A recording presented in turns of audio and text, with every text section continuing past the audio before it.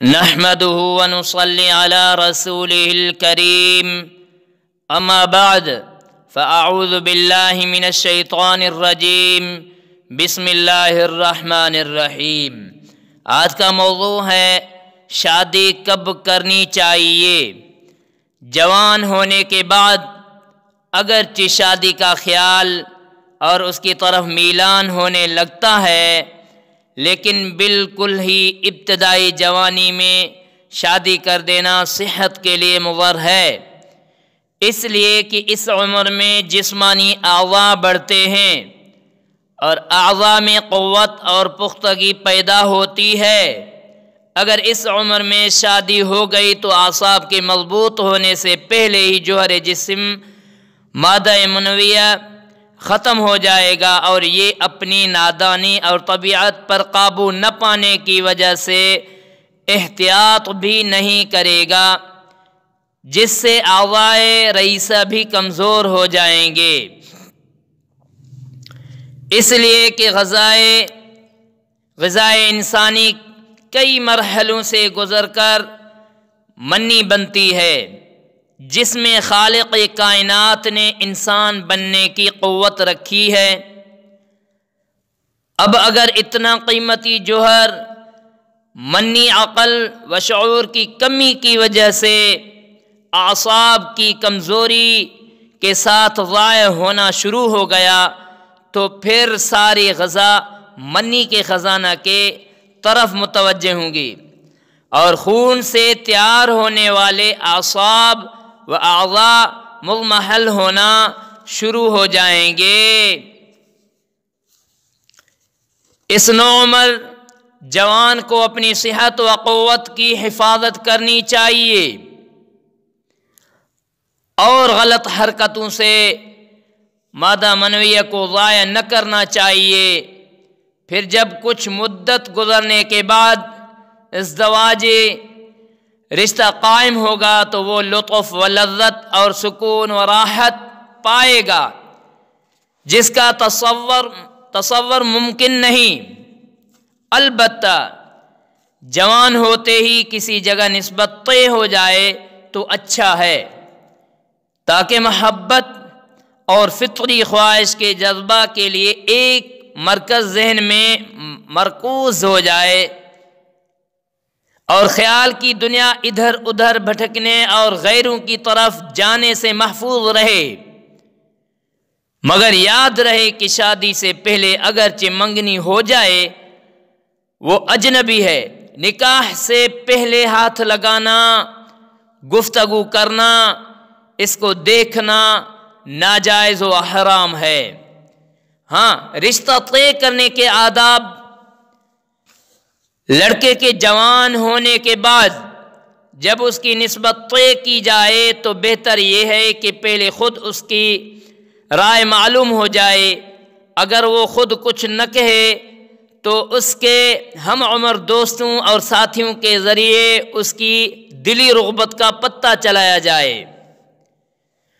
اس کی دلی رغبت کا کسی ذریعہ سے پتہ چل جائے تو اس کے اولیاء اور اس لڑکی اور اس کے خاندان کے حالات اور دینداری پر نظر کریں کہ اسی طرح یہ بھی دیکھ لیں کہ ان دونوں میں نبھاؤ ہو سکے گا یا نہیں۔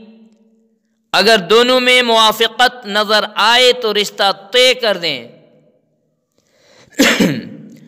یہاں اس بات کا خیال رہے کہ لڑکے کی رائے کے بالکل برخلاف یا اس کی لا علمی میں کسی جگہ رشتہ طے کر دینا عقل مندی کی بات نہیں، اس لیے کہ زندگی بھر ان کو ساتھ رہنا ہے، ورنہ خطرہ ہے کہ ان میں بے لطفی پیدا ہو اور جوڑ کے بجائے توڑ ہو جائے۔ لہذا اس کی زندگی کے مفاد کو سامنے رکھ کر اس کی خوشی سے رشتہ طے کیا جائے۔ ہاں، اگر ماں باپ کو یہ اندازہ ہو کہ لڑکا اپنے نفس کی شرارت اور طبعی آزادی کی وجہ سے ہماری پسند کردہ اچھی جگہ چھوڑ کر کسی غلط جگہ پر اپنا رشتہ طے کرنا چاہے تو اس کو سمجھانا چاہیے کہ جہاں رشتہ طے کرنا ہے وہاں کی خوبیاں اور فوائد ذہن نشین کرنا اخلاقی فریضہ ہے، اس طرح ہنسی خوشی رشتہ بھی پیدا ہو جائے گا اور ماں باپ کی طرف سے دل بھی صاف رہے گا اور کوئی کدورت پیدا نہیں ہوگی۔ پھر رشتہ طے کرنے کے لیے حسب ذیل باتوں کا لحاظ کرنا بہتر ہے۔ نمبر 1، لڑکی کی عمر لڑکے سے کچھ کم ہو، زیادہ نہ ہو، یعنی لڑکی کی عمر 2-4 سال کم ہو۔ نمبر 2، نوعمر لڑکے کے لیے کنواری لڑکی زیادہ مناسب ہے، تاکہ حدیث پاک کے ارشاد کے مطابق ان میں خوب محبت اور موافقت پیدا ہو سکے۔ منگنی سے پہلے ایک نظر دیکھنا۔ نمبر 3، نسبت طے کرنے سے پہلے دونوں ایک دوسرے کو ایک نظر دیکھ لیں۔ چنانچہ رسول اللہ صلی اللہ علیہ وسلم کا ارشاد ہے کہ نکاح سے پہلے منکوحہ کو دیکھ لو، اس صورت میں امید ہے کہ دونوں میں محبت اور انسیت زیادہ پیدا ہوگی۔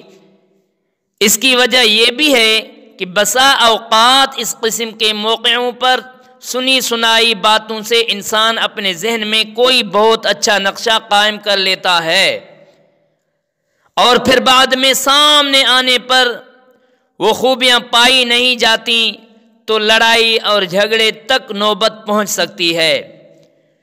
دوسری وجہ یہ ہے کہ ہر آدمی کی پسند الگ الگ ہوتی ہے، ہو سکتا ہے کہ جو سنی ہوئی بات ہو وہ ان کی پسند ہو اور تمہاری پسند اس سے مختلف ہو۔ مثل مشہور ہے، پسند اپنی اپنی۔ دینداری کا خیال رکھنا۔ نمبر 4، لڑکی کے انتخاب میں ضروری ہے کہ اس کی دینداری اور بااخلاق ہونے کو اور امور خانہ داری سے واقف ہونے کو ضرور دیکھا جائے کہ اس سلسلہ میں رسول پاک صلی اللہ علیہ وسلم کا ارشاد مبارک ہمارے لیے بہترین راستہ بتاتا ہے کہ چنانچہ آپ صلی اللہ علیہ وسلم فرماتے ہیں، عورت سے نکاح 4 باتوں میں سے کسی بات کا لحاظ کر کے کیا جاتا ہے۔ کوئی حسن و جمال دیکھ کر رہا ہے، کوئی اس میں مال کی طرف نظر کرتا ہے اور کوئی حسب یعنی اونچے گھرانے کی لڑکی ڈھونڈتا ہے، لیکن کامیاب وہ شخص ہے جو اس کی دینداری دیکھ کر نکاح کرتا ہے۔ سبحان اللہ۔ غور کیا جائے تو پہلی تینوں چیزیں در حقیقت انسان کے لیے وبال بن سکتی ہیں۔ مثلا حسن و جمال بڑی اچھی اور دل لبھانے والی چیز ہے، مگر میرے عزیز وہ بہت جلد زوال پذیر بھی ہے۔ خدا نہ کرے چیچک کا ذرا سا حملہ ہو کر یا کوئی چوٹ یا بیماری آ جائے اور وہ سارا حسن و جمال ختم ہو جائے، اور ویسے بھی وہ ابتدائی حسن و جمال چند سالوں کا مہمان ہے۔ جہاں کچھ مدت گزری اور اولاد کا سلسلہ شروع ہوا تو وہ چیز ہی ختم ہونا شروع ہو جاتی ہے۔ ایک بات یہ بھی ذہن میں رکھیے کہ اگر تم نے کسی کے حسن و جمال ہی کو تلاش کیا تو آخر اس کو بھی اپنے حسن و جمال پر ناز ہوگا، لہذا پہلے سوچ لو کہ اس کے ناز و نخرے تم برداشت کر سکتے ہو یا نہیں۔ پھر اس حسن پر دوسروں کی نظریں بھی ہوتی ہیں، جس طرح تم نے اس کا ارادہ کیا دوسرے بھی اس کو چاہ رہے ہوں گے۔ ایسا نہ ہو کہ تمہارے نکاح میں آنے کے بعد وہ لوگ تمہارے حق میں وبال جان بن جائیں۔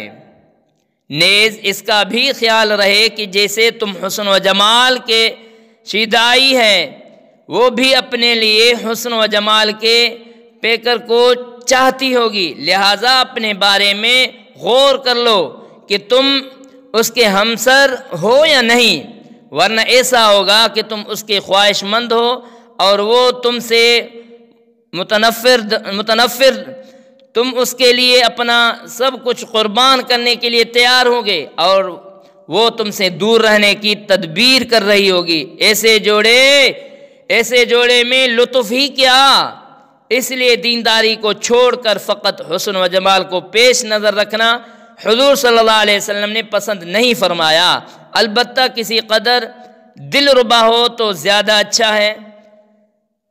اللہ تعالیٰ ان پر عمل کرنے کی توفیق عطا فرمائے۔